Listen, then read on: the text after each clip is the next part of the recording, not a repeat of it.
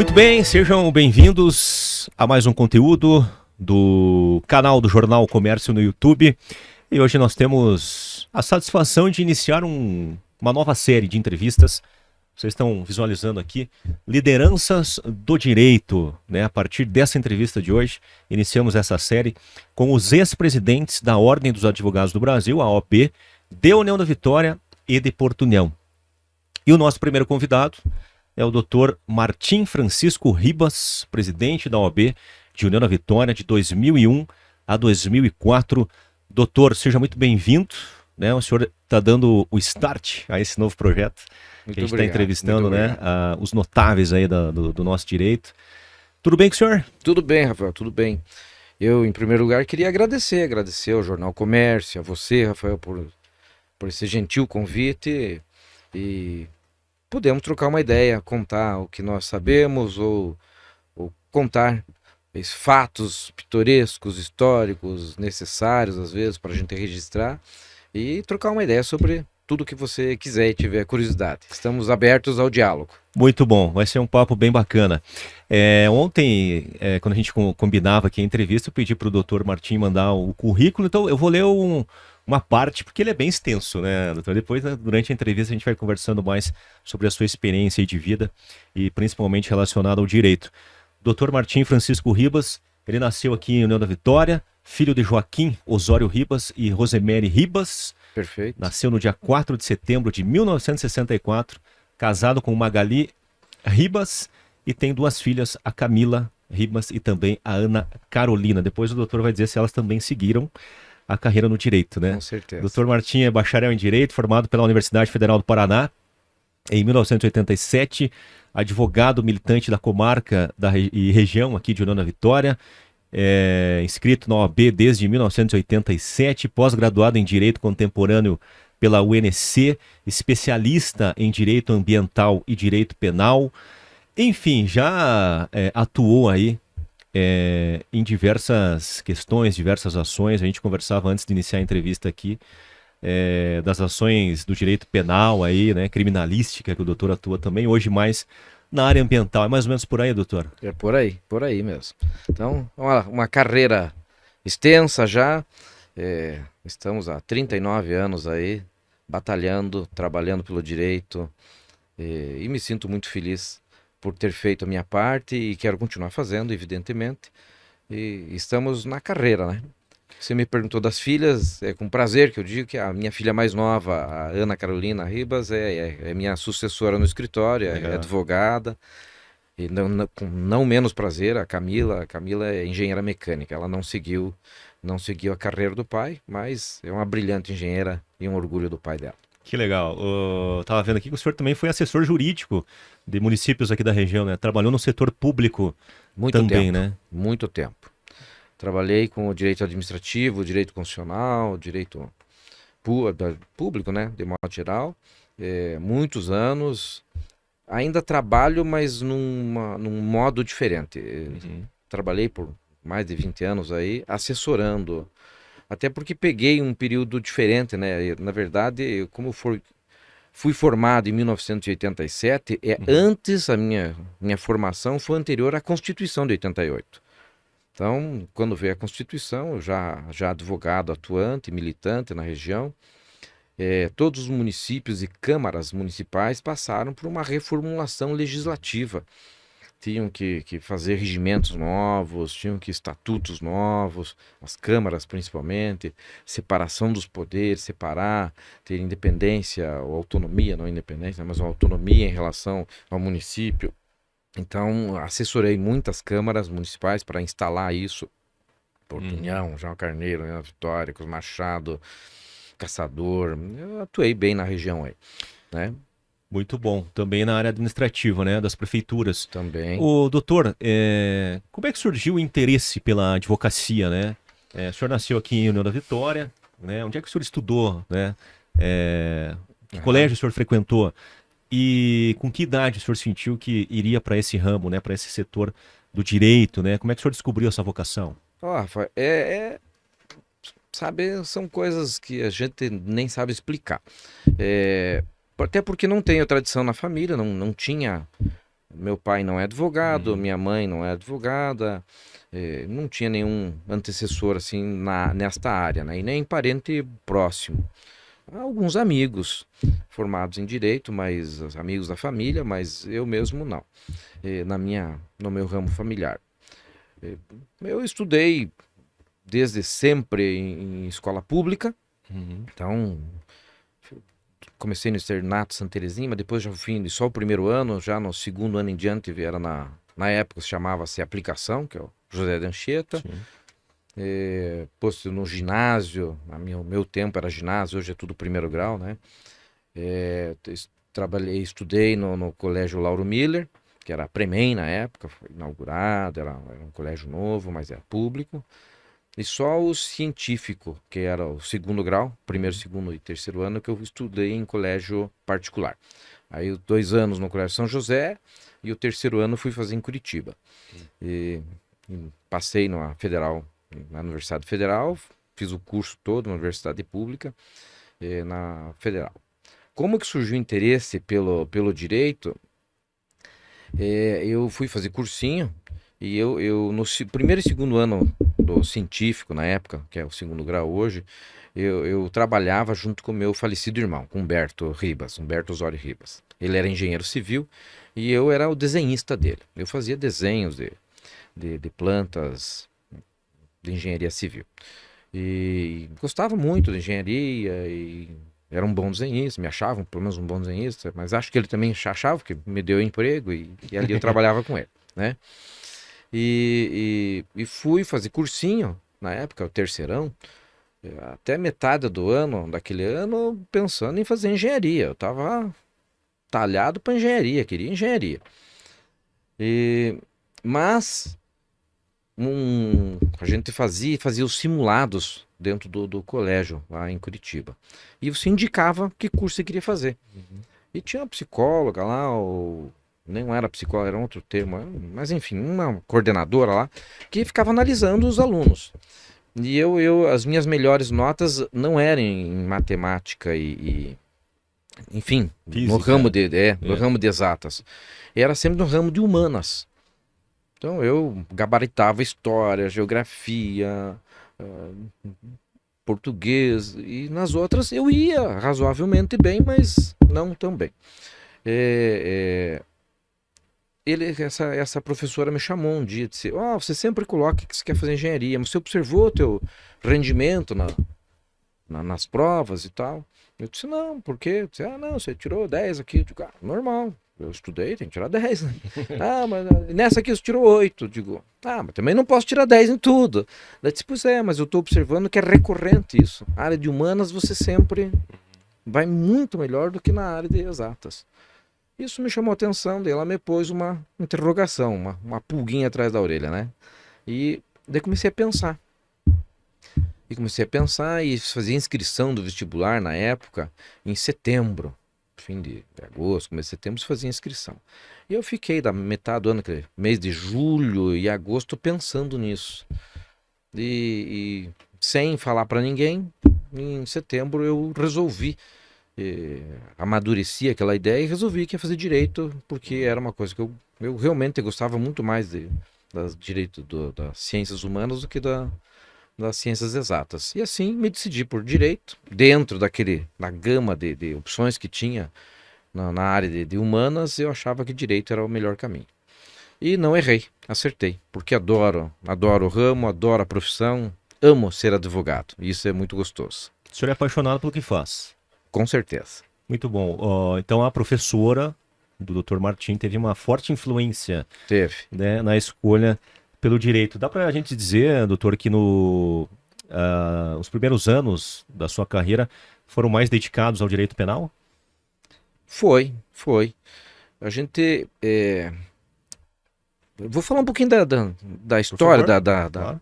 né, da advocacia na cidade, assim, porque tem dados importantes e acho que são legais. Quando eu comecei a advogar, em 1987, nós tínhamos de 17 a 20 advogados aqui, militantes na comarca. Sabe, era muito pouca gente. Pouco. Mas, para minha surpresa, quando eu me formei, pus o canudinho embaixo do braço e vim aqui com a ideia de um jovem que não tem ninguém, não tinha escritório, não tinha nada, qual era? Bom, eu vou me encostar num dos colegas aí, né? E fui conversar com todos os colegas que já estavam atuando. Será que não tem um lugar para trabalhar aqui e tal? E a grande maioria disse, olha, e realmente já estava com seus escritórios cheios, não é nenhuma reclamação, só uma constatação, né? Não, mas eu já tenho aqui, não tem espaço, não tenho onde pôr, não tenho o que fazer, tá? O mercado está saturado.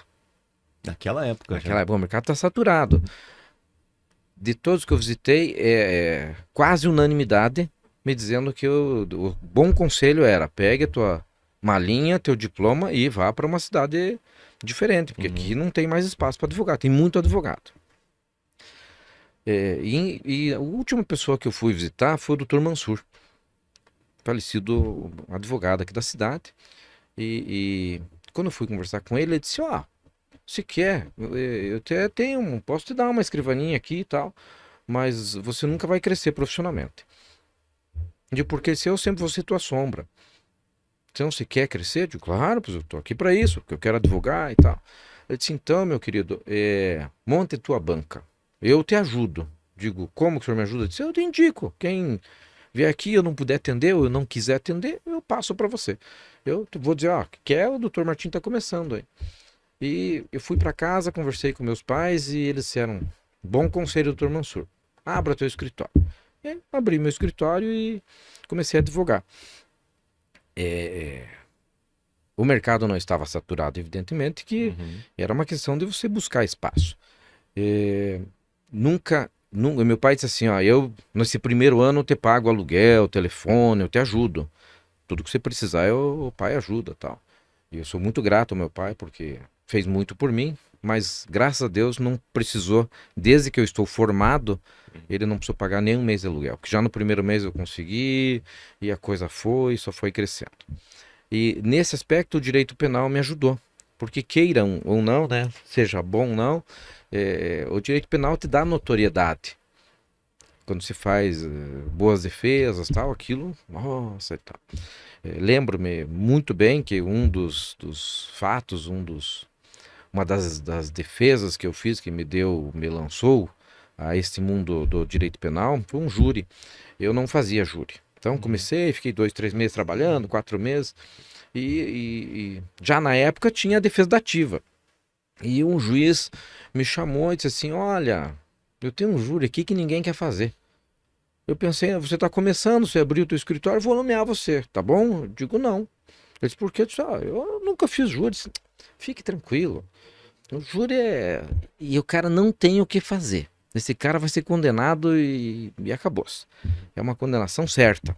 Então você não perde nada, porque você vai fazer tua parte, fiscalize a lei, faça o teu serviço de advogado, né? Porque é a função do advogado. Faça a defesa bem feitinha e eu no final vou condenar, porque não tem como absolver, mas vou te elogiar, vou dizer, nossa, bom advogado e tal. E eu disse, tá bom, vou pensar. Fui para casa e aí entram meus pais, não, estude, faça, colabore. E meu pai me deu uma lição, disse assim, olha, você sempre estudou em escola pública, você tem que devolver um pouco para a sociedade. E eu escutei aquele conselho dele e realmente passei eram defesas dativas, não recebia nada para isso. Mas fui fazer aquele júri. Como se fosse um defensor público? Como se fosse um defensor público. Mais tarde se estabeleceu na advocacia, com os estados, aí uma remuneração para o defensor público, né? Então, hoje tem a defensoria pública instituída, mas a época as dativas eram feitas pelos advogados e ainda hoje é feito, né? Só que o Estado paga. Na época não pagava. E eu fui fazer aquele júri. E daí, para minha surpresa, eu estudei muito, estudei, digo, pai, sabe que dá para absolver esse cara. Resultado, eu fui lá e absolvi o réu. O juiz ficou brabo comigo até, disse, não era fazer isso, eu digo, fiz fazer minha parte. E lembro que aquele júri me projetou nesse ramo e acabei daí ganhando alguma notoriedade na sociedade e consegui desenvolver muito bem esse setor e me apaixonei mais ainda por esse setor e por muito tempo atuei nessa área aí, com bastante ênfase. Hoje trabalho ainda, mas no direito penal um pouco menos. Muito bom. O direito penal ele é um tema muito instigante, né? As pessoas gostam de ouvir sobre esse tema. E antes da entrevista aqui, a gente conversava, eu vou fazer essa pergunta aqui também na nossa gravação, doutor, porque muita gente, por vezes, não entende o trabalho do advogado, né? Quando ele vai defender alguém que cometeu um crime, por exemplo. Vamos citar aqui um feminicídio. Certo. Né? O senhor foi contratado pela família do agressor, né? Do criminoso, para defendê-lo, né? O senhor ouvia as pessoas dizendo, pô, doutor, vai defender o fulano, né, que matou a esposa, né? Existia esse preconceito, digamos assim, existe até hoje, né? Como é que o senhor lidava com isso? Olha, existe. Para falar disso, eu acho que eu tenho que entrar num outro tema um pouquinho que faz parte para poder melhor entender a resposta que eu desejo dar a você, Rafael. Na verdade, é o seguinte, né? A advocacia, ela tem uma função social que é muito importante. A advocacia não é só o exercício de defender este ou aquele, o João, o Pedro, a Maria, a Josefa, não. A advocacia ela tem uma função social muito importante, um munus público importantíssimo, que é o quê? A advocacia, seja individualmente, e é o nosso dever fazer isso, seja via instituição, que é a nossa Ordem dos Advogados do Brasil, é nosso dever defender a Constituição Federal, defender a lei, defender a democracia, defender o Estado Democrático de Direito. São funções nossas. Enquanto cidadãos, nós precisamos fazer isso. Não é muita opção, é nosso dever fazer. Certo? Te digo isso por quê? Porque dentro da tua pergunta, agora encaixando essa introdução à sua pergunta, veja bem, qualquer cidadão tem direito à defesa. Ah, mas o cara fez lá o feminicídio, matou fulano. Beleza, nós não podemos, faz parte da democracia, faz parte de um Estado de Direito a defesa. O que é o Estado de Direito? Estado de Direito é você previamente estabelecer regras, certo? Se estabelece quais são as regras de convivência, quais são as regras institucionais e todos devem respeitar. Todos. E todos, leia-se, o cidadão tem que respeitar a lei, leia-se o Estado, seja ele Estado juiz tem que respeitar a lei, Estado promotor tem que respeitar a lei, o governador, o prefeito, todo mundo tem que respeitar a lei. Esse é o nosso dever. Todo mundo fala muito em direito, porque os direitos, e são muitos e devem ser respeitados também. Mas é um binômio. É direito e deveres. E todos têm deveres. E nós temos que cumprir. E isso faz parte da advocacia. A advocacia tem que estar vigilante a isto. E ela é tão importante à sociedade que veja que, vou te dar alguns exemplos históricos aí, a Revolução Francesa mudou o mundo, é uma revolução que modernizou o mundo, saímos daquele feudalismo, né, é diferente do coronelismo, mas era parecido, tem alguma semelhança, né, onde a pessoa naquele determinado território mandava e fazia o que queria e como queria. Isso, a Revolução Francesa veio para acabar com isso, a estrutura que existia na Europa. E onde que a advocacia entra nisso? Entra porque a Revolução Francesa veio dizer, olha, nós temos que acabar com os cartórios, com os feudos, com tudo aquilo que se protege, nós temos que viver socialmente e bem, civilizadamente. Então, temos que ter lei prévia aos fatos, ninguém pode ser julgado por uma lei posterior. A anterioridade da lei não existe, ela tem que ser dali para frente. Você não pode, hoje você fez, eu vou te condenar, mas não é crime. Não, mas eu vou criar uma lei sendo crime o que você fez. Isso não pode. Isso, quem tem que fiscalizar? O advogado. Isso faz parte da advocacia. E ele é tão importante à sociedade que a Revolução Francesa acabou com a maior parte das associações de profissões que existia na época. A de advogado não. Lá em 1843, no começo da nossa independência como país, já foi previsto, foi criada a Associação dos Advogados no Brasil. Não era a Ordem dos Advogados, mas era a Associação dos Advogados. Para quê? Para fiscalizar, mesmo perante o Império. Então o Império também tinha leis e nós estávamos fiscalizando. Aí é o advogado que ajuda a fiscalizar. Claro, tem o promotor para isso, tem o judiciário para isso, tem a polícia para isso, claro, mas nós também fazemos parte. Tanto que a Ordem dos Advogados do Brasil foi criada em 1930, né, por Getúlio. A ordem, uma das funções da ordem é esta. Por quê? Para que todos tenham respeito às leis. E respeito à lei se remete à defesa. Todos têm direito à defesa. E na defesa você não tem que perguntar só se a pessoa é culpada ou não, se ele deve ser condenado ou não. Tem que ver se o processo está em ordem, se está sendo respeitado a dignidade humana, se está sendo respeitado o direito à defesa, a ampla defesa, porque defesa não é só dizer, você tem 3 dias para se defender, se defendeu, contratei advogado, tal, tá feita a defesa, teve defesa. Não. E nós temos exemplos, e exemplos recentes aí estão acontecendo no Brasil de hoje, e podemos depois fazer uma rodada sobre isso, sem nenhuma denotação política, longe disso, é sobre direito, sobre aquilo que nós temos que observar na sociedade, sobre a atuação do advogado, da OAB. Então, voltando à resposta, o advogado, ele quando vai fazer, ele tem que, em primeiro lugar, ver se está sendo respeitada a lei. Esse é o primeiro ponto.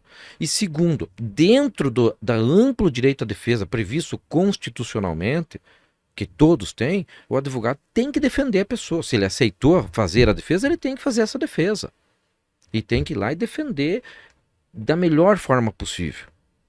Seja pedindo redução de pena, seja pedindo que se enquadre corretamente a descrição do crime. Entende? Para que se aplique a lei. E fazer a defesa nem sempre é pedir absolvição. É outro detalhe, às vezes é pedir que se aplique corretamente a lei. Então, essa é a função do advogado, é isso que ele deve fazer enquanto defensor. Claro que se couber a defesa pedir absolvição, vai pedir absolvição. Mas muitas vezes é redução de pena, tem uma gama muito grande de institutos que cabem à defesa e ela deve exercer. E quando ela exerce, ela está fazendo um munus público, estou fazendo aquilo que eu me propus. Eu sou advogado, se eu sou advogado criminalista, para defender o quê? Quem comete crimes. Ou para assessorar a promotoria para acusar quem comete crimes. Mas a tua função é essa. Você não deve... E quando... Estamos dando o exemplo do crime que você me perguntou se matou, teve um feminicídio. Claro, causa mais impacto social. Mas mesmo nas relações pessoais, quando eu sou advogado do João, você é advogado do Pedro, eu não sou contra o Pedro. Eu sou advogado do João. Eles têm uma briga entre eles. Eu e você somos instrumentos para fazer uma composição entre eles, para que chegue a um bom termo, para que tenham convivência social. Porque as pessoas devem, em primeiro lugar, tentar resolver seu problema individualmente. Se elas não conseguem, procuram um apoio. O advogado é um apoio, é uma pessoa que vai tentar fazer uma ligação e tentar fazer esse acerto, essa composição, essa boa convivência. Para isso eu não sou inimigo da outra parte, nem do advogado e muito menos da parte. Então, a gente tem que... Isso é civilização, é viver civilizadamente, né? Então, eu faço júri contra o promotor, sou inimigo do promotor? De jeito nenhum. E quando eu saio dali conversando com o promotor, as pessoas têm que entender que não é que eu fiz um joguinho com o promotor, que eu sou amigo. Não, é porque faz parte do processo civilizatório. O processo é uma coisa, a vida social é outra. Eu não tenho que não cumprimentar a parte contrária porque eu ganhei ou porque eu perdi o processo. Não tem nada a ver, absolutamente nada, né? Isso faz parte da nossa advocacia. O doutor, o senhor citou aí um caso em que um juiz lhe indicou, né, para uma ação, para um júri. Agora o senhor falou em promotoria também. Como é que eram as relações advogado, promotores, juízes antigamente e mudou muito na comparação com os dias atuais? Do dia para a noite, Rafael. É uma mudança muito radical, né? O mundo mudou muito nos últimos 40 anos, vamos assim dizer. Imagine você que quando a gente começou a advogar,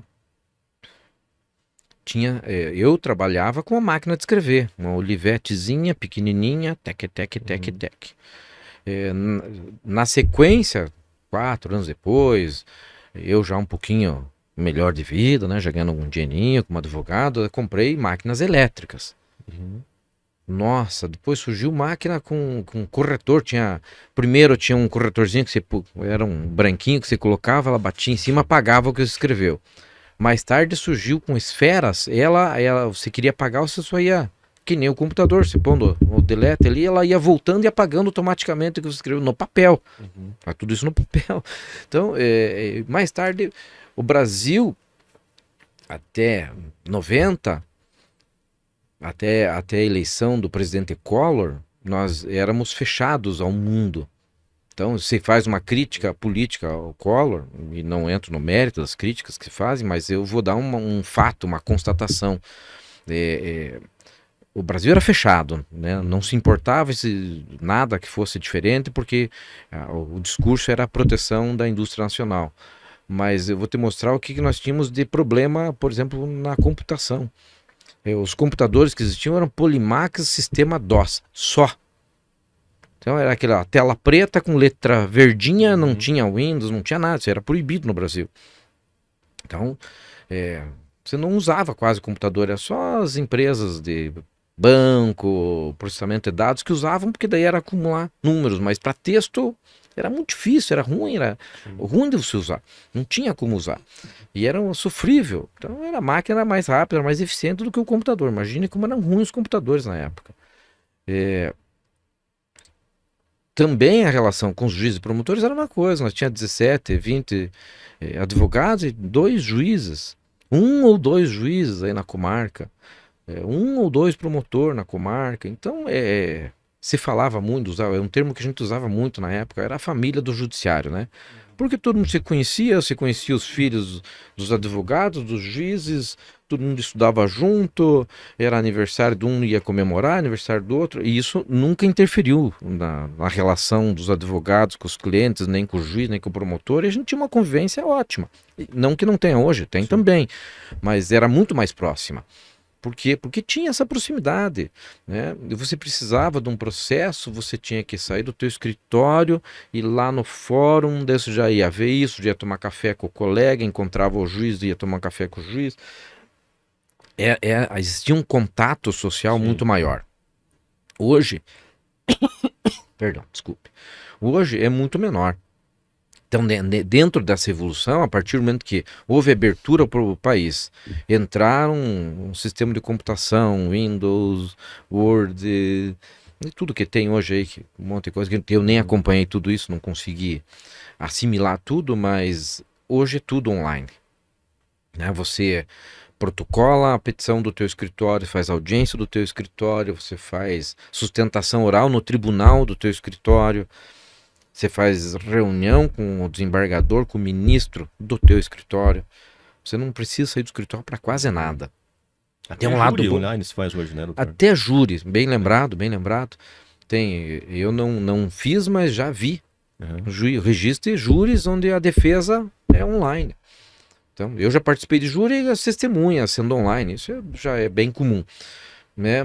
Então isso mudou muito, mudou a relação das pessoas. Então, claro, você vê menos o juiz, muitas vezes você não sabe quem é o promotor, porque troca o promotor, você nem sabe que trocou. Você vê que na Vitória aí tem 8 ou 10 juízes, mesmo número de promotor, só na justiça estadual. Depois tem mais a federal, tem mais a justiça do trabalho. Então nós temos um volume de advogados, estamos falando de 700, 800 inscritos como advogados na OAB aqui na Vitória, na nossa subseção. Então, é um número elevado. Conhece todos os advogados? Eu não. Você bate advogado em tudo que é canto. Mas tem um registro importante para te fazer. Mas então está saturado o mercado? Não. Aprendi isso, a vida me ensinou, a vida profissional. Essa estrada me ensinou que nunca satura o mercado. Tem concorrência, normal.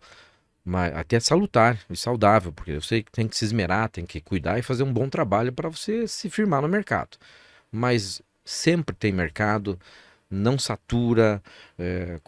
Tinha 100 advogados, agora não tem mais espaço, passou para 200, agora acabou, não tem espaço. Sempre tem, porque uma causa chama a outra, tem serviços de toda a ordem, para tudo que é lado. Uhum. Os municípios menores em volta não tinham advogados, hoje eles têm já suas classes de advogados e continua funcionando igual e tem espaço para todo mundo ganhando, todo mundo feliz e vamos tocar a vida. É isso aí. O senhor tem ideia de quantos júris o senhor participou? Rafa, o número exato eu não tenho, mas é uma centena de júris, são 100 júris por aí. Um pouco mais aí, um pouco menos, mas em torno de 100 júris mais ou menos eu participei. Ô, doutor, eu quero aproveitar desculpe, a sua presença aqui para lhe perguntar o seguinte: existem alguns casos emblemáticos, né, Certo. criminais, né, que tem uma exposição absurda, ainda mais hoje com rede social, né, Perfeito. midiáticos, né, casos midiáticos. Midiáticos, perfeito. O senhor concorda que esses casos midiáticos, que a opinião pública, ela é muito forte, né? Uhum. O não condenado, quem cometeu supostamente o crime, o senhor concorda que ele já entra no júri praticamente condenado por essa pressão da opinião pública, por essa mídia toda que se faz em cima de um caso? Vamos citar aqui um exemplo, o caso Nardoni, né? Uhum. Onde se faz entrevista com os acusados, achei o termo, os acusados. O senhor concorda que ele já entra com uma tendência de ser condenado? Com certeza absoluta.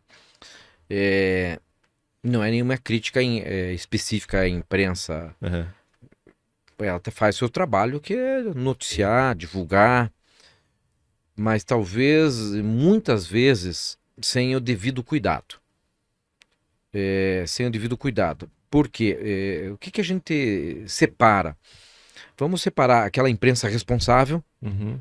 que diz, ó, fulano está sendo, você usou o termo correto, acusado, e não aquela imprensa sensacionalista que quer fazer daquilo, trazer audiência, trazer, né? Dizendo, o cara é um vagabundo, o cara fez isso, tem que dar cadeia, tem que pôr na cadeia, tem que matar, porque eu... Esta acusação gera comoção social, e quando isso está envolvido, não tem como você dizer que não. Claro que a pessoa entra praticamente condenado. Não vou dizer milagre, mas é só um trabalho muito bem feito para reverter a situação. E nem sempre isso é possível.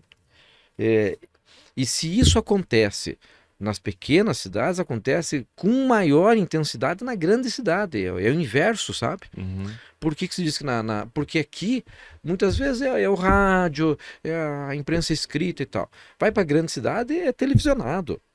Se deu o caso, o exemplo do Nardoni, aprendi na minha profissão que tecnicamente você não fala sobre o processo dos outros, porque tem questões técnicas, e depois posso, Sim. se for o caso, te dar exemplos aí, Uhum. de que a imprensa vendo uma ideia, não vou nem dizer que é por maldade, porque não tem como se dar uma notícia dizendo, mas aqui tem isso, dando ponto e contraponto, dando 10, 20 pontos lá, importantíssimos do processo. Você quando faz a notícia, faz de modo geral, generalizado. Aconteceu isso. O fulano deu tantas facadas. O fulano fez isso, né? Atirou contra fulano. Então, isso, sem entender o porquê das coisas, pode gerar e gera distorções. Quando vai para a televisão, a comoção, hoje até com as redes sociais, a televisão perdeu muita influência. Mas se nós falarmos de 10 anos para trás aí, era muito grande, muito forte. Acho que dá para citar nome, porque o que o Jornal Nacional da Rede Globo falava era meio que... Era um padrão que ele falou que o cara é culpado. Como é que você vai dizer que não num júri? Você vai falar 20 vezes, mas é uma concorrência desleal, vamos assim dizer. Porque você, como advogado de defesa, vai pegar o jurado lá e você vai ter 2 horas, 1h30, 2 horas para falar e para convencer ele de que o cara é inocente. Mas a imprensa ficou, no mínimo 60 dias antes, dizendo que ele matou, dizendo que ele não presta, dizendo que ele fez isso, que fez aquilo, a reação dele quando caiu, quando aconteceu, especificamente do Nardoni. Ah, veja a reação dele quando caiu a criança lá de cima, porque tinha uma madrasta no jogo, porque não sei o quê, porque arrebentou isso, arrebentou aquilo. O advogado, numa hora e meia, não vai desfazer aquilo que a imprensa ficou durante 60 ou mais dias na televisão, dizendo todo dia que o cara era culpado e pedindo para condenar o cara. É quase um milagre você conseguir reverter. Sim. Então, sabe, realmente o cara entra meio que em prejuízo, É. né? A defesa sofre muito nesse aspecto. É que hoje tem, eu até assisti a série há alguns dias aí da Elisa Matsunaga também, né? Sim, Tem o caso da menina que matou os pais lá, que agora recebeu uma herança milionária. Agora me fugiu o nome dela aqui.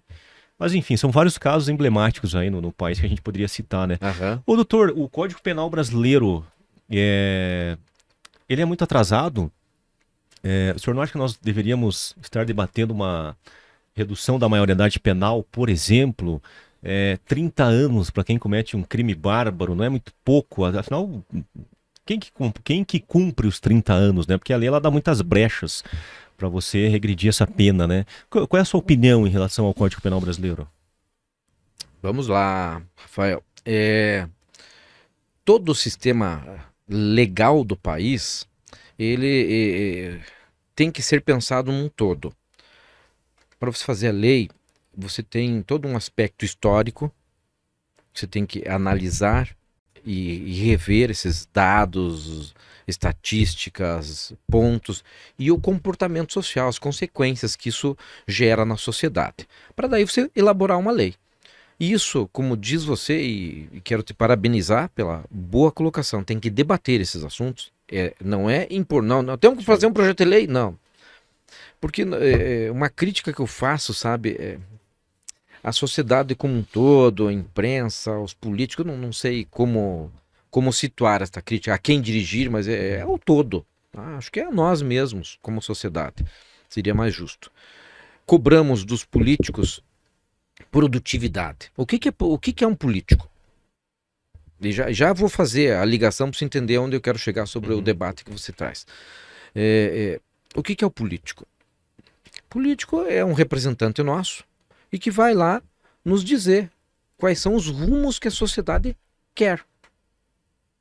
Essa é a função do político. O político não tem... mas o cara foi deputado e nunca apresentou nenhum projeto de lei. E daí? Não, a função dele é um direito dele apresentar o projeto de lei. Se ele entender necessário, se for o caso. Quanto menos lei o país tiver, melhor. O país com muitas leis é um problema. É um país instável, uma sociedade instável, com pouca tradição civilizatória. Porque o país bem civilizado, bem educado, não precisa de tanta lei. Ele precisa de comportamento, que as pessoas se comportem e se adequem àquilo que existe. E à medida que as coisas evoluem ou se alteram, você altera a lei. Ora, o nosso Código Penal, reportando essa introdução ao que você me colocou, eu vejo da seguinte forma. O Código Penal é de 1940. Teve uma reforma, ou mais de uma reforma, uma, duas reformas aí. Mas quando você faz o Código Penal, você não vou escrever de novo aqui. Não é bem assim. Ele foi feito em 1940. A expectativa de vida era 50 anos. Uhum. Então, você vai dar 30 pena máxima, porque você tem que ter uma margem aí para você não condenar a mais do que a expectativa de vida. Hoje ela é 70 e poucos anos, a expectativa de vida. Então, claro que a pena máxima pode aumentar.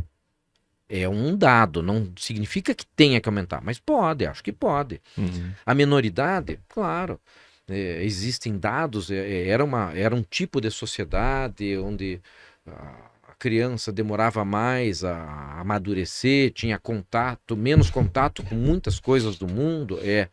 Hoje, com a internet, nós temos que ser conscientes e razoáveis. A criançada hoje, são crianças, tem contato com o mundo muito cedo. E com tudo, não é? Não tem aquela restrição, aquele cuidado, a proibição que existia. É meio que sem limite hoje, né? Alguns pais, com esforço hercúleo, conseguem restringir o acesso à internet para os filhos, mas a maioria não consegue. O colégio consegue alguma coisa, mas a maioria não consegue. Então, mas junto com isso nós temos que ter um outro tempero que é o ser humano, é o amadurecimento.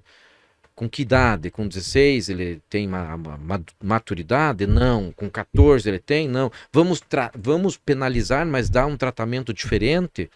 Não igual àquele que tem mais de 18? Não sei. São estudos que têm debates que precisam ser feitos na sociedade. Sim. E o nosso sistema penal, e aí me estendendo um pouquinho, ele é falho. E muito falho. Nós tínhamos que ter ações integradas, isso é a minha opinião, né? Ações integradas da polícia com o judiciário, não se conversam muitas vezes, infelizmente, né? E por que não se conversam? Porque, isso é também minha opinião, se dá muito valor para o judiciário, dá muito valor a alguma coisa que não é o mesmo valor que a polícia dá. Tem gente que o discurso dos direitos humanos, e muitas vezes se confunde isso. Direito humano só defende vagabundo. Não. Tá errado quem pensa assim. Me desculpe quem pensa dessa forma, completamente errado. Direitos humanos é o que serve para todos nós. Nós temos que defender os direitos humanos. Nós temos que defender os direitos humanos porque o direito à defesa é direito humano, o direito ao cumprimento da lei é um direito humano, a democracia é um direito humano, tudo isso faz parte dos direitos humanos. E ser bem tratado faz parte dos direitos humanos. Mas isto não exime o cidadão de cumprir o seu dever. E muito menos de responder por aquilo que fez. Aquela parte dos direitos humanos que defende os presidiários, que defende... Isso é uma parte do direito. O direito humano é uma coisa muito mais ampla do que isso. Aquela parte também é importante. Mas eu acho que a grande importância do direito penal como um todo é exemplo. É exemplo. Você quando vai educar teu filho, você pode falar para o filho 10 vezes. Ele vai assimilar alguma coisa. Mas se você fizer uma coisa uma vez, ele vai assimilar rapidamente como exemplo, vendo o que o pai está fazendo, o que a mãe está fazendo. Vai assimilar pro bem ou pro mal, mas ele vai assimilar. Certo? Então os nossos líderes políticos, os nossos políticos, os nossos representantes, líderes na sociedade, todos têm que ter boas condutas para dar bons exemplos. Bom, quando você vê o preso ser solto por qualquer questúncula e tem que ter direito de defesa, tem que ter regramento processual, mas tem que ter bom senso também. Você tem que ter bom senso e tem que ter segurança. É o que a sociedade quer. Para que nós temos regras de convivência? O que é o direito? Direitos são estabelecer regras de convivência. Eu quero sair na sociedade, quero sair com o meu relógio, com o meu telefone e não ser assaltado. Por quê? Porque quem assalta está descumprindo, é o marginal, é quem vive à margem da sociedade. Ele tem que ser repreendido e não eu. Agora, não, isso aqui, o flagrante não tá bem certo, então eu vou soltar o cara. Não, o cara foi pego em flagrante, roubando. Ele tem que ficar preso. Mas tem um defeito aqui, porque a polícia tinha que ter feito isso, tinha que ter feito aquilo. Revoga o flagrante e converte em prisão preventiva. Não podemos deixar o cara solto, o cara tá assaltando. Eu vi outro dia um policial, um delegado, o secretário de Segurança de São Paulo, dizendo que naquele mês, era um mês, aí faz 4, 5 meses atrás, aí, naquele mês tinha um cidadão X na capital de São Paulo que já tinha sido preso 17 vezes. E disse, nós já prendemos o cara assaltando no centro de São Paulo 17 vezes, mas a gente prende, chega lá, o juiz solta. E você tem que dizer, é uma crítica ao judiciário, à polícia? Aos dois. Eles têm que sentar e conversar. Quando eu digo que eles devem ter o mesmo propósito, conversarem e buscar o mesmo objetivo, porque não é possível. Mas eu, policial, fiz a minha parte. Eu fui lá e prendi. O juiz soltou, não é problema meu. É problema teu também. E o judiciário disse, não tenho culpa que ele prendeu errado. Não é problema meu. É problema seu, senhor juiz. O senhor é cidadão, vive aí. Se esse cara assaltar tua filha ou tua mulher, Deus vai achar ruim. Então, nós temos que cuidar disso. Reformar o Código Penal é muito difícil, mas precisa ser debatido de forma constante. E fazer alterações, correções bem embasadas, cientificamente embasadas. Porque no Brasil o que acontece? E isso é uma, entre aspas, banalização do direito penal. Aqui nós vivemos tudo na onda. E vou te explicar por quê e o que isso representa de ruim para a sociedade. Um exemplo clássico e emblemático, ao meu ver. A Carla Perez, filha daquela autora de novelas lá. Sim. Da Glória. Da Glória Pérez. Glória Pérez, a filha dela foi assassinada por um colega, um ator colega lá, foi assassinada. E daí ele foi condenado, né? E ele foi condenado, o autor do crime. E Daniela Pérez. Oi? Daniela Pérez. Daniela Pérez. Isso. A Daniela Pérez foi assassinada. Bom, o que aconteceu quando a Daniela Pérez foi assassinada? O sistema penal era normal, tal. Crime, homicídio qualificado, tudo certinho. A Rede Globo usou o termo, isso é hediondo que esse cara fez, esse crime tem que ser hediondo. Imediatamente um deputado, para se aproximar, para ter benesses com a referida Rede Globo, disse não, então vamos criar uma lei, vou criar um artigo no Código Penal e vou transformar esse tipo de homicídio, que homicídio? Homicídio qualificado. Homicídio qualificado vai ser hediondo, crime hediondo. Então passou a ser crime hediondo. E daí? Não, o crime hediondo, daí ele não tem o mesmo direito de progressão de regime e nós vamos aumentar a pena em 5 anos. Tá bom. Passou um tempo, teve um estupro, não lembro de quem lá, de uma criança de escola, foi estuprada e imediatamente um outro deputado viu que deu certo e alteraram o código. Crime de estupro também vai ser hediondo. E aí eles foram... Cada episódio na sociedade vinha a imprensa, isso tem que ser transformado em crime hediondo, tem que ser transformado em crime hediondo. E eles já apresentavam e rapidamente mudavam. Ou aumenta a pena, ou baixa a pena. Isso está errado. Porque você pega dentro do sistema jurídico e começa a fazer feridas. Para atender casuísmos, para atender pontos específicos, para ter o teu interesse, eu vou fazer então uma alteração na lei. Está errado. Nós temos que pensar a lei como um todo. A lei tem aspectos históricos, sociais, psicológicos que precisam ser pensados para que você altere. A meu ver, em conclusão, o Código Penal precisa passar por uma revisão e uma das revisões que eu, não sei se é o certo, mas eu entendo que hoje o Brasil, diante do que nós vivemos, e vivemos um regime de violência social muito grande, eu não preciso aumentar a pena. Acho que não precisa aumentar a pena. Eu preciso acabar ou diminuir essa progressão de regimes. Essa soltura. Isso está errado. Então, cara, é preso.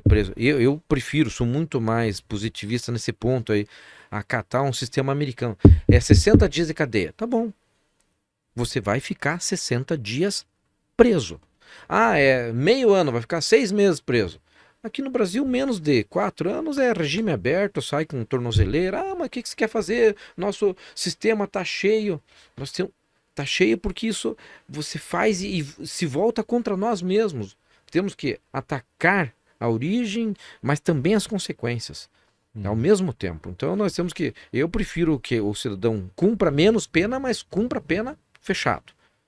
A lei e o código, a lei de execuções penais prevê que você tem que separar o tipo de preso, tem que separar. Custa caro. Caro é o que nós estamos vivendo. Caro é a violência desenfreada. Então, se tiver que ter mais 3, 4, 5 sistemas penitenciários, estabelecimentos penitenciários no estado, mais 10, mais 20, faça. Porque nós vamos ganhar dinheiro com isso. Vamos deixar para o cara evoluir a pena daí com tornozeleira? Tudo bem, mas não é tornozeleira para todo mundo. Não, eu acho que tem regras. E fazer cumprir essas regras. Então, é isso que eu penso. E o sistema tem que ser mais rápido. O processo penal tem que ser mais rápido. Sabe? Não tem sentido processos penais demorar 10 anos, 12, prescrever. Isso tem que mudar. Nós temos que ser mais objetivos. A gente é pouco objetivo, na minha opinião. Muito bem, o direito penal a gente podia ficar falando aqui Nossa, algumas horas, né? Hoje também existe o Tribunal da Internet, né, doutor? Pré-julgamentos aí, né, destruição de reputações pela internet, que também é algo muito sério que acontece hoje em dia. Mas vamos tocar no assunto OAB, né? A Ordem dos Advogados do Brasil. Vamos lá. O senhor foi presidente da OAB União da Vitória de 2001 a 2004. O que o senhor recorda daquela época? Quais foram os seus principais desafios como presidente da OAB local? Tá, vamos falar da OAB. Então eu fui eleito presidente da OAB, jovem ainda, já fazem 25 anos atrás, quando fui eleito presidente.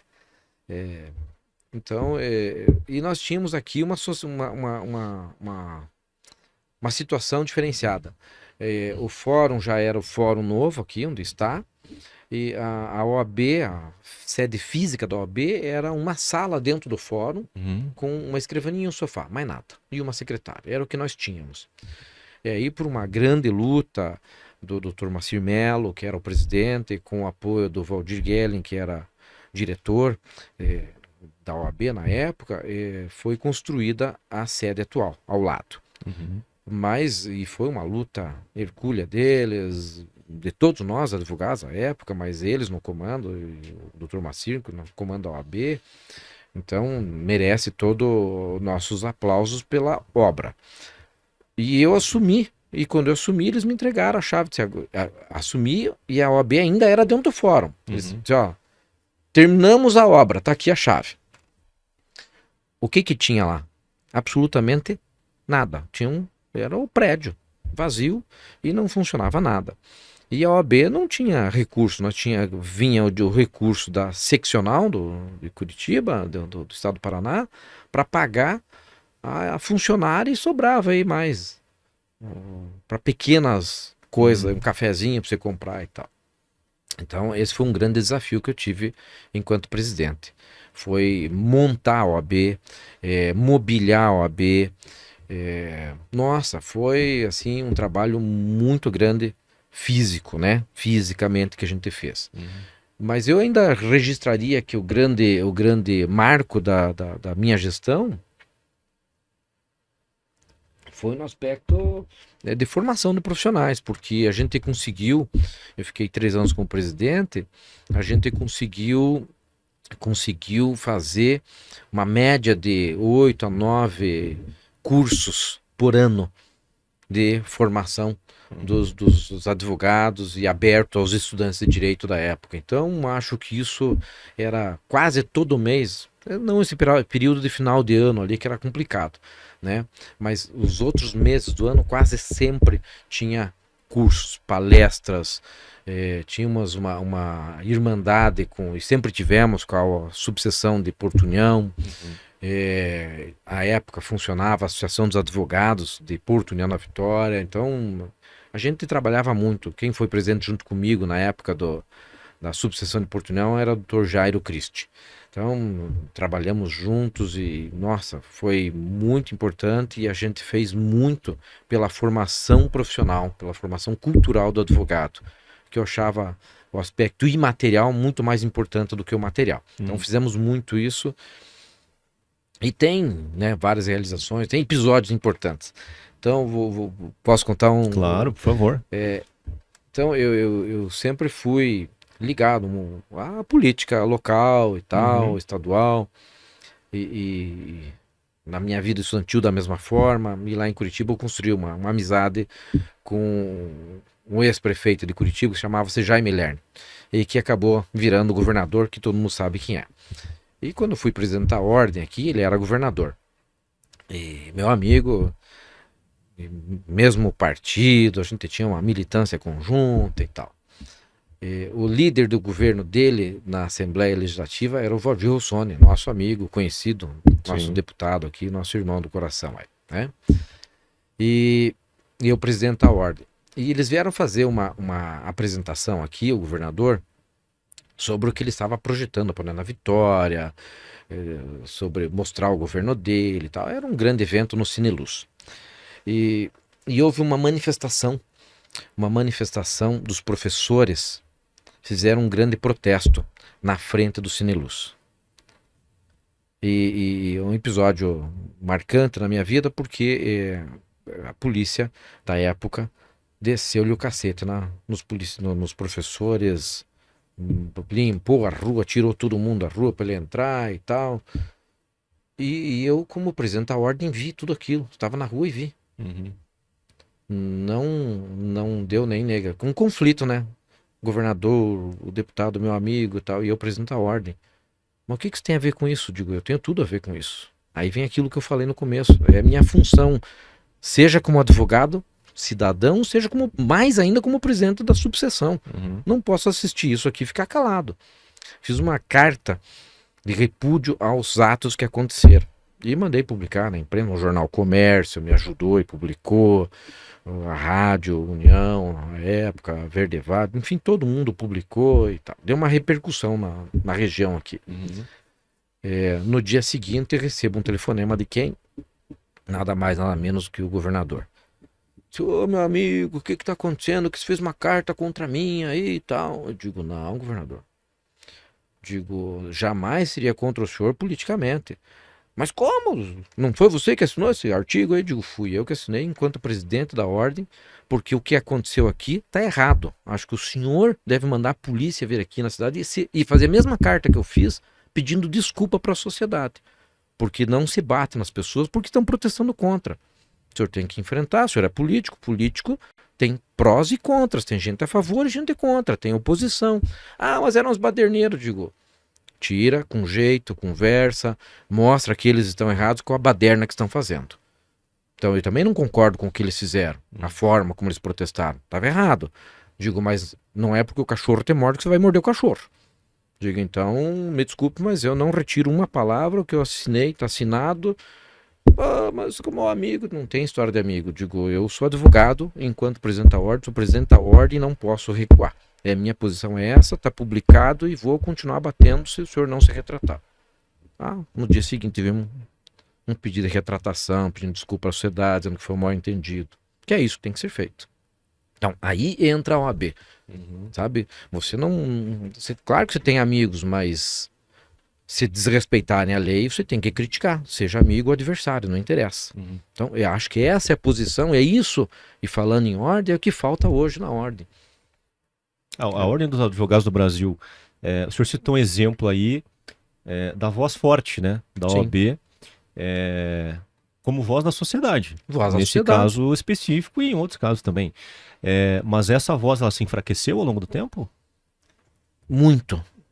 É impressionante, né? Você veja, eu era estudante e teve a campanha das diretas já. Então, participei ativamente enquanto estudante, né, classe estudantil, mas me lembro perfeitamente que uma das entidades que segurava o bastão desta bandeira era a OAB. Era a OAB que escrevia nos jornais todos os dias, que batia no regime da época, dizendo não, nós temos que abrir, tem que ter democracia, tem que ter eleição direta, e pá. Lembro-me de artigo do Dr. Raimundo Faoro falando que é evidente que democracia não é só eleger, não é só eleição, mas democracia é liberdade de expressão, é liberdade de se locomover, de publicar e de escrever o que você pensa, de defender o que você pensa, de criticar quem quer que seja. Isso há 50 anos atrás. O Dr. Raimundo já escrevia isso e era o nosso presidente da ordem, e firme. E num regime de ditadura militar. E ele batia e não se escondia em casa, não se escondia embaixo da cama, saía trabalhar todo dia no escritório dele, como presidente da ordem, assinava e acabou-se. Isso é a Ordem dos Advogados do Brasil. É para isso que ela está aí, para isso que ela serve, entre outras coisas, mas essa é uma bandeira social de toda a sociedade. Espera isso da ordem. Sim.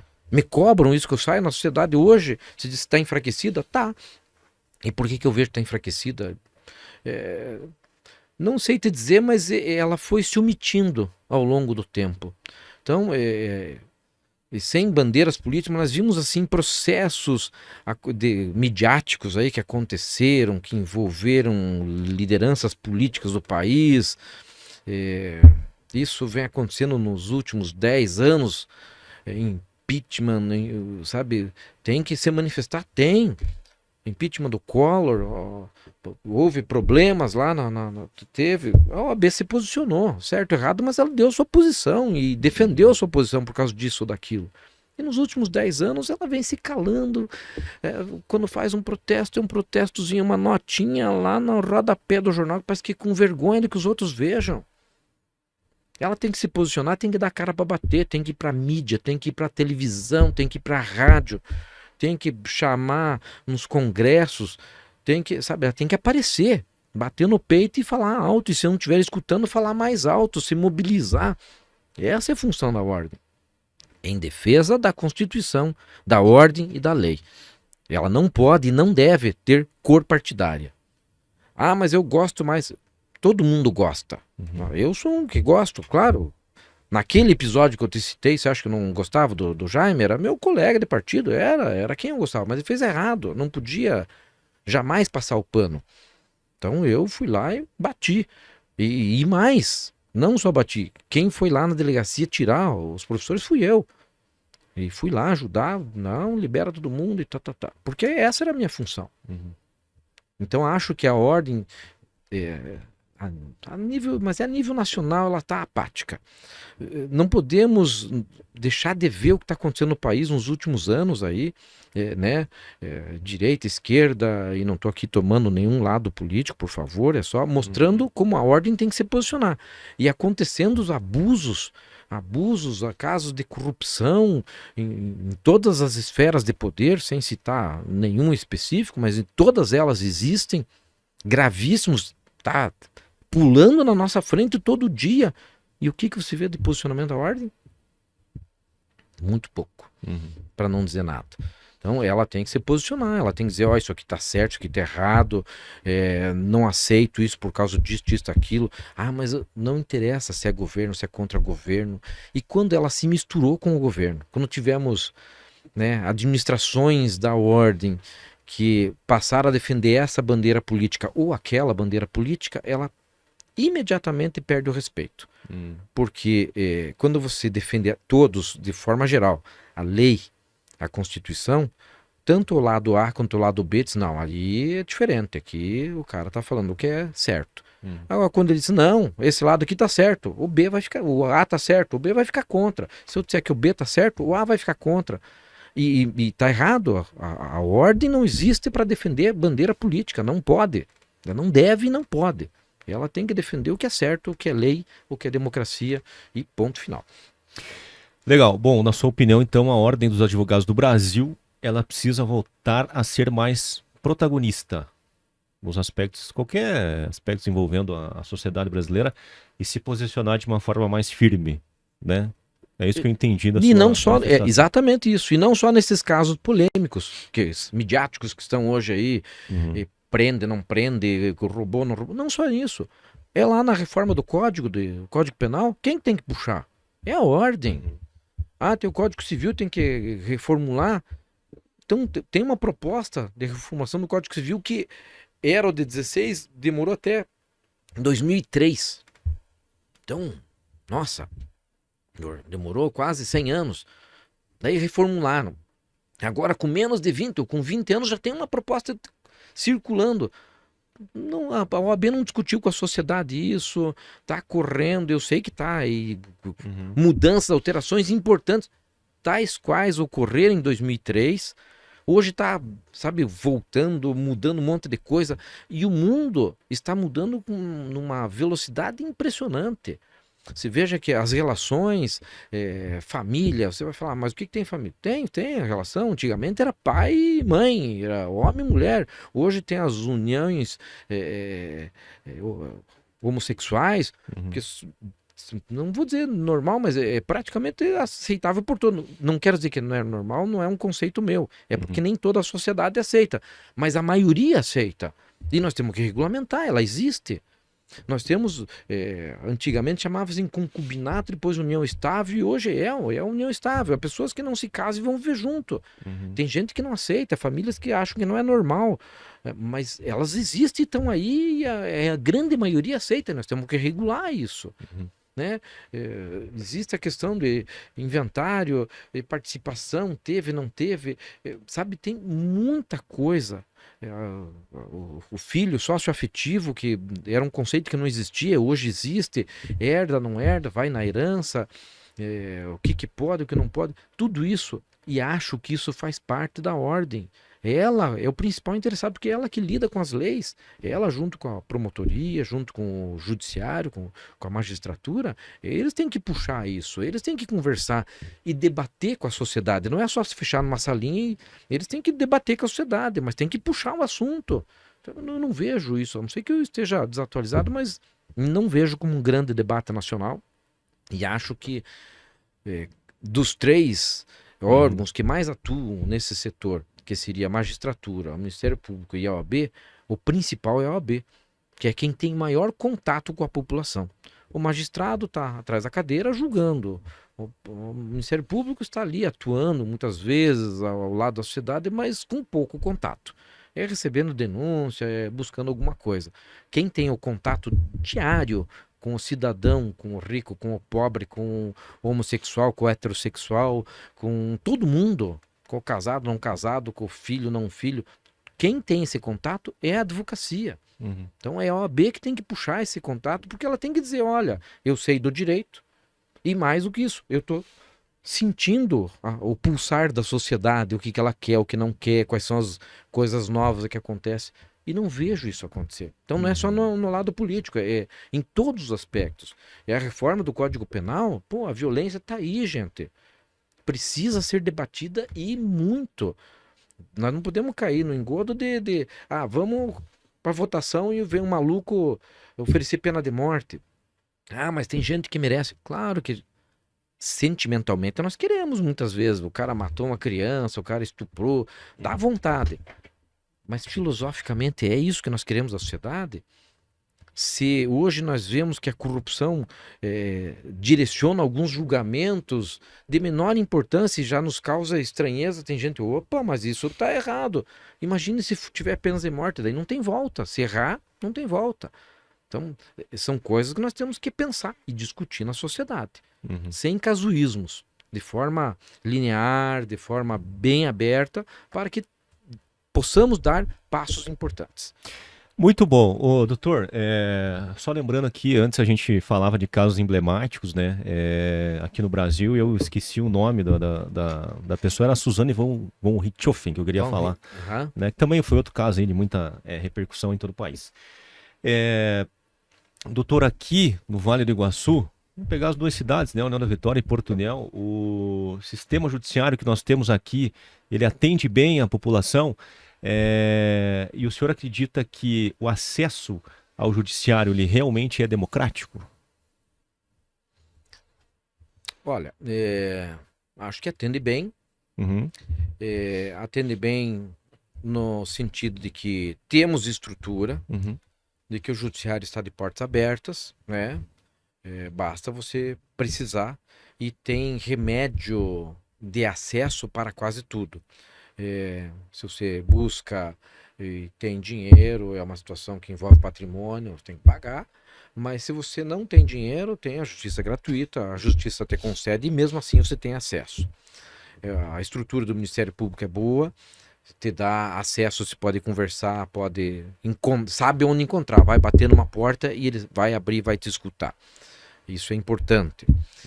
Tem a OAB, tem estrutura, tá ali, se você não encontrou de um lado ou do outro, você quer ir na OAB, vai pedir, a OAB vai te escutar. Então o acesso é democrático, ao meu ver. Uma crítica construtiva que se faz à estrutura do Poder Judiciário, a meu ver, o tamanho da nossa comarca. É uma comarca boa, uma comarca bem instalada, bem estruturada, mas eu acho que nós temos 3 municípios, pelo menos, emblemáticos aqui e que mereciam ser comarcas: General Carneiro, Bituruna e Cruz Machado. Eu não, embora tenha posto avançado lá do Juizado Especial e tal, eu entendo que a população seria muito melhor atendida se tivesse comarca lá. comarca inicial, tal, mas tinha que ter o juiz, promotor presente lá, em cada uma dessas 3 cidades. Então é uma alteração que eu faria atendendo o acesso democrático a essas populações desses 3 municípios.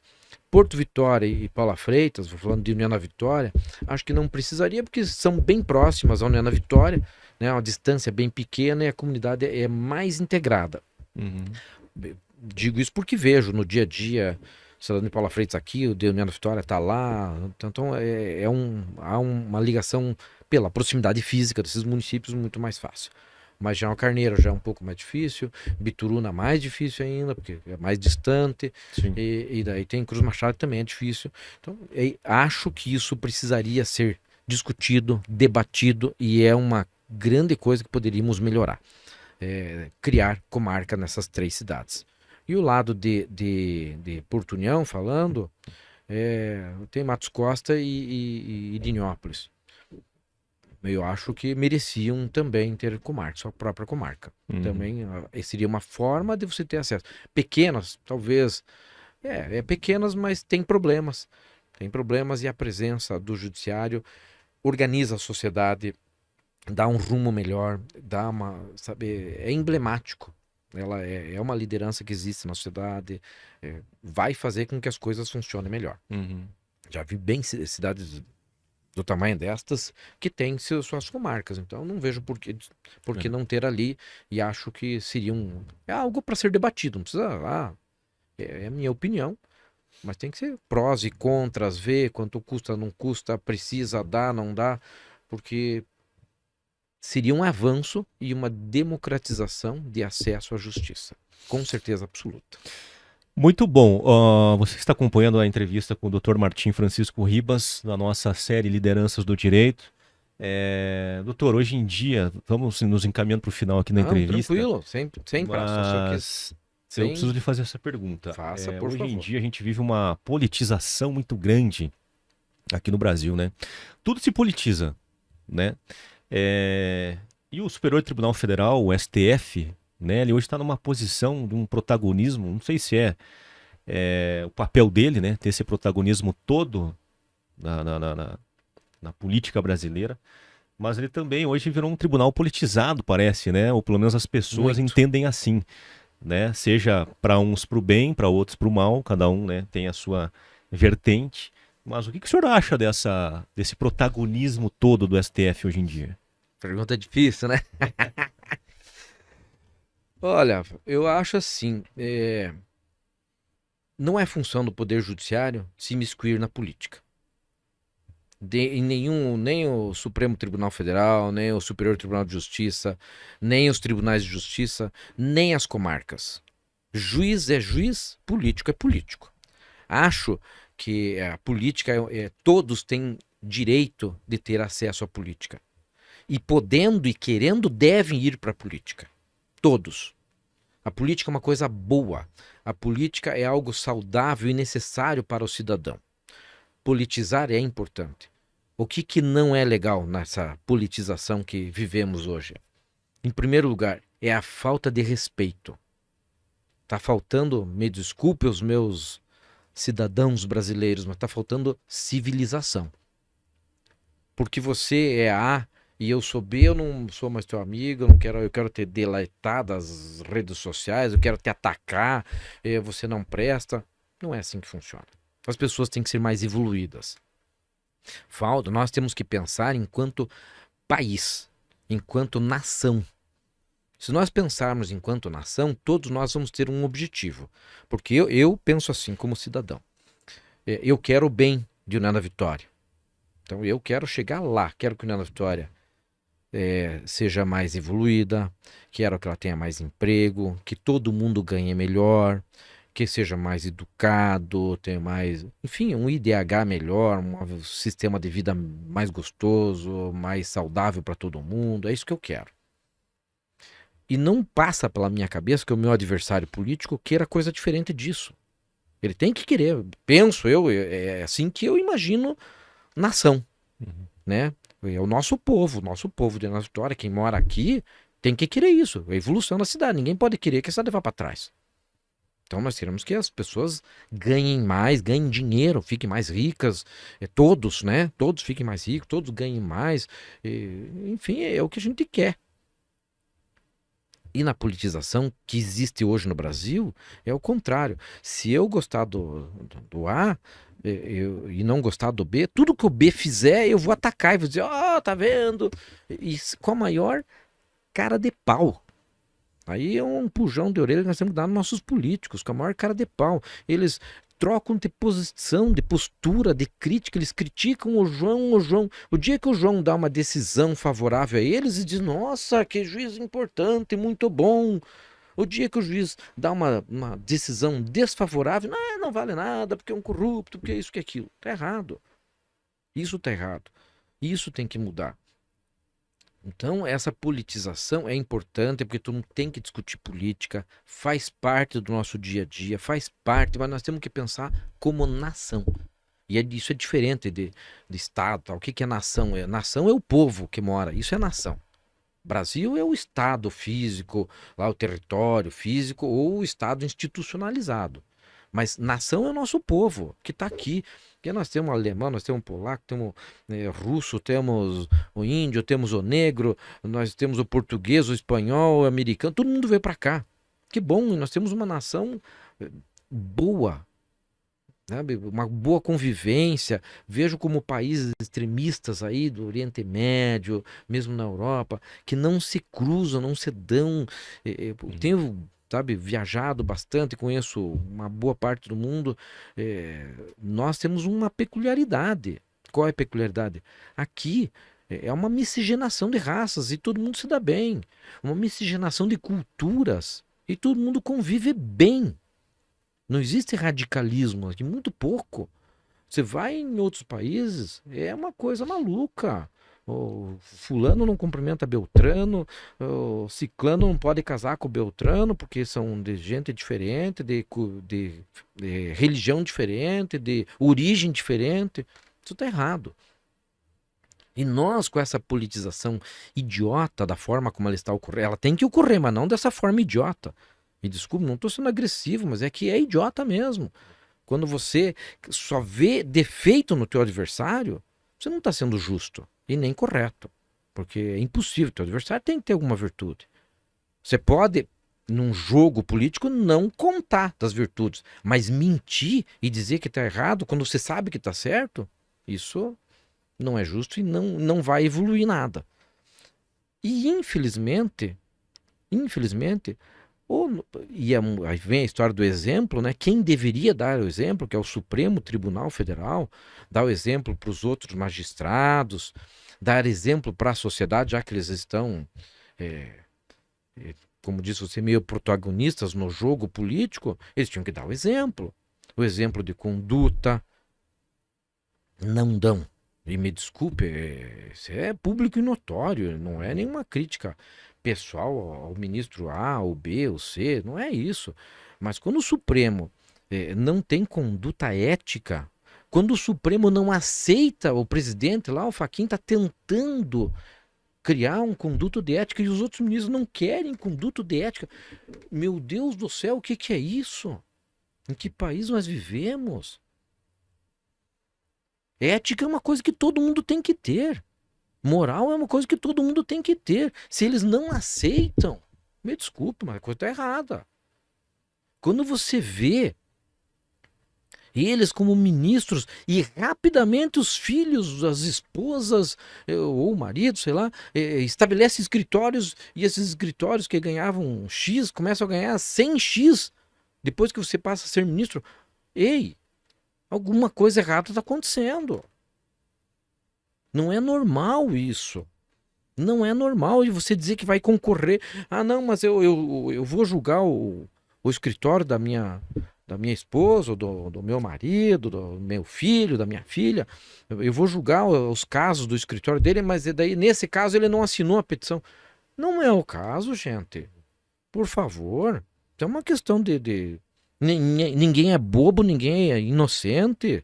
Todo mundo sabe qual é o jogo. Mas nós estamos vendo coisa muito pior do que isso. Isso era só a ponta do iceberg, tá? Hoje sendo revelado situações, olha, muito críticas.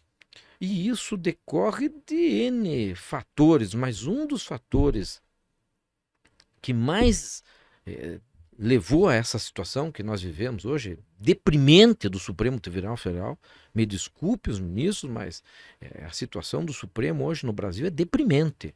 Deprimente. É porque se misturou com política. Eles nunca esqueçam, eles são judiciário, não são políticos. O cara não tem que gostar do ex-presidente, do deputado, do vereador, do governador, não tem que gostar de ninguém, ele tem que julgar, ele tem que ser técnico. Agora, quando ele veste a camisa de um lado, daí ele podendo ferrar o lado adversário, ele vai ferrar. Agora, tá, o outro ministro entrou do lado de cá, tem alguma coisa na mão que pode ferrar ali, vai ferrar. E isso só vai terminar mal. Um ditado do nosso governador que é muito sábio. Aquilo que começa certo, vai terminar certo. E aquilo que começa errado, não termina certo. Começou errado, vai terminar errado. Então, sabe, o Supremo hoje está começando errado. Então, eu não vejo saída. As saídas que se apresentam não são legais, né? Então, não vejo como comentar isso. Mas nós estamos numa situação deprimente. Deprimente por quê? Porque não... Sabe qual o grande problema da justiça? Quando a justiça, ninguém confia na justiça. Quando o judiciário tem respeito e você diz assim, não, se for julgado lá, daí os caras vão ser justos. E a pergunta que eu faço para qualquer brasileiro, você sente, qualquer seja de esquerda ou de direita, assim, seja desse lado, daquele, você se sentiria seguro se eu mandasse julgar no Supremo? Se você fosse julgar no Supremo? Eu te garanto, vi uma pesquisa outro dia, depois estou comentando, né? Vi a pesquisa. 69% dos brasileiros não querem ser julgados no Supremo, porque não confiam no Supremo. Gente, isso é um absurdo. As pessoas não confiarem no seu judiciário, porque queiram ou não, né? É uma crítica que você faz ao Poder Judiciário, porque o Supremo é o símbolo do Poder Judiciário. Não é todo o Poder Judiciário que é assim? Claro que não. Temos bons juízes aqui na comarca, e não é só aqui. No Brasil inteiro tem bons, excelentes juízes. Mas, infelizmente, a imagem que está passando para o brasileiro não é a postura destes excelentes juízes. A imagem que está passando para o brasileiro do Poder Judiciário é a imagem desses péssimos juízes que estão no Supremo Tribunal Federal. Porque não são bons juízes, não impõem respeito, e impor não é pela força, não é pelo medo, impor é pela sua postura. Porque sabe, o respeito você não precisa exigir, você coloca. Quando você coloca a coisa certa, todo mundo te respeita. E quem não te respeitar, está sendo abusivo, está sendo... E é isso, não só em relação ao judiciário, é da sociedade também. Então, eu tenho bons adversários. Político, já fui vereador, já fui candidato a vice-prefeito, então, e tenho atuação política, mas tenho adversários do outro lado, converso, recebo. No meu escritório não se comenta em política. Eu tenho clientes, adversários políticos são meus clientes. Então, o cara diz, sou teu adversário lá, mas aqui é você que vai me atender, porque eu quero que você me atenda. Tá bom. E ética profissional, não se comenta, não se fala e acabou-se. Tem dos municípios em volta aí, também tem adversários, então tem o A e o B, os dois são meus clientes. Um não sabe do outro, um não tem nada a ver, mas os dois lados confiam na gente. Isso é postura. Penso que estou agindo certo, porque se os dois lados estão confiando é porque a coisa tá moralmente, eticamente, está correta, né? Muito bom. Talvez também se deveria pensar na forma de selecionar os ministros, né?